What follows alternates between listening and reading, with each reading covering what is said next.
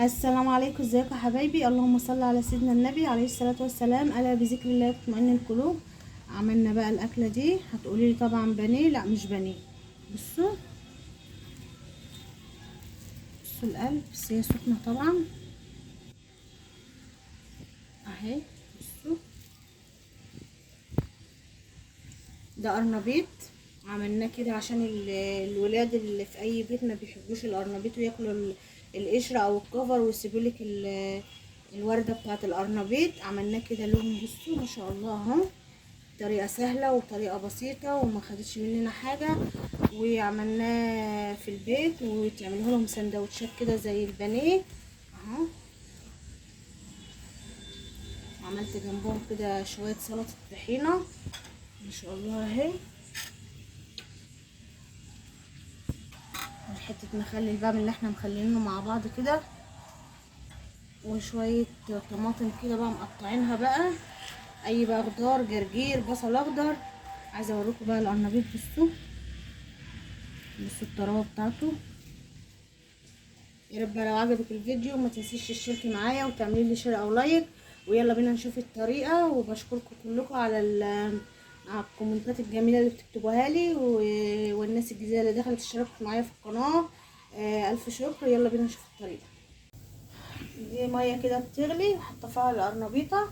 طبعا القرنبيطه انا جبتها ونضفتها وغسلتها كذا مره ونقعتها بميه وملح وخل وصفتها، والميه كانت بتغلي نحط فيها ملح ومعلقه من الكمون وتستوي معايا بقى كده، وهنشوف هنكملها مع بعض ازاي. انا سلقت القرنبيط وتكيت عليه في السوا شويه عشان انا مش هعمله صحيح، انا ههرسه وهنعمله كده ايه زي الراس كده، زي القطع البانيه كده. المره دي انا هكمل بقى هرس ونعمل الكفر بتاعها مع بعض ونشوف هنكمل الطريقه مع بعض ازاي. كده القرنبيط انا فرمته كده بالهراسه وبشوكه. ممكن تسهلي على نفسك وتحطي فيه الكبه يتفرم معاكي. هستخدم له كوبايه كده من الدقيق اهي.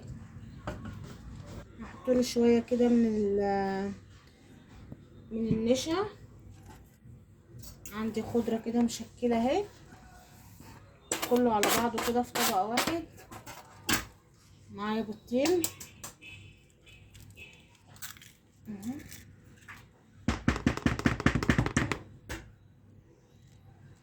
عندك كوبايه من الحليب. حطي، انا مش هحط حليب، هحط رشه كده من البيكنج باودر، هحط عشان الزفاره.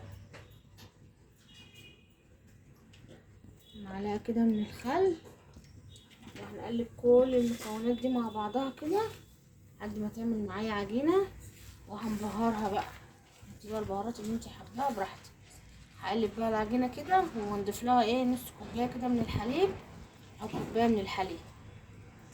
دمجته كده وحطيت البهارات بتاعته، ملح وفلفل وكمون وكزبره ناشفه وبابريكا، وحطيت شويه من الكركم وحطيت شويه من بهارات الفراخ. انتي بقى اي اضافه عندك. وحطيت نص كوبايه من الميه، نص كوبايه. انتي بقى عندك حليب حطي. بصي الكركم اداله لون شويه اهو اهو معايا. هظبط بقى حدقه ونحمر على طول في الزيت. انا حطيت فص توم بس نسيت اقول لكم والله. هحط كده ايه حبه كده، نص معلقه من هريسه الشطه. حبه بقى تضيفيها براحتك، مش حبه براحتك. انا حطيت فص توم بس انا ايه ما تصورش معايا. حطيت كده ايه نص معلقه من هريسه الشطه لان الشطه ايه حاميه معايا هنا. انت بقى عندك شطه البودر دي ممكن تحطيها. هنقلي بقى الخليط بقى بيغلي. هنزل كده برشه كده من النشا، معلقه كده من النشا الاول. بصوا هاي كبشه كده من الخليط دي، كبشه بقى بمعلقه. وهنزل في الزيت. عايزه تكبري القرص براحتك، عايزه تصغري القرص لحاجه ترجعي. انا هعمل قراص كده ايه في الطاسه كده احمرها واوريها لكم ما تخرج. بصوا كده بيتحمر عادي معاكي زي البانيه بالظبط كده. بتعملي قراص وتحطيه زي البانيه، وما يحمر من جنب بتقلبيه على الجنب التاني. دي اسهل طريقه.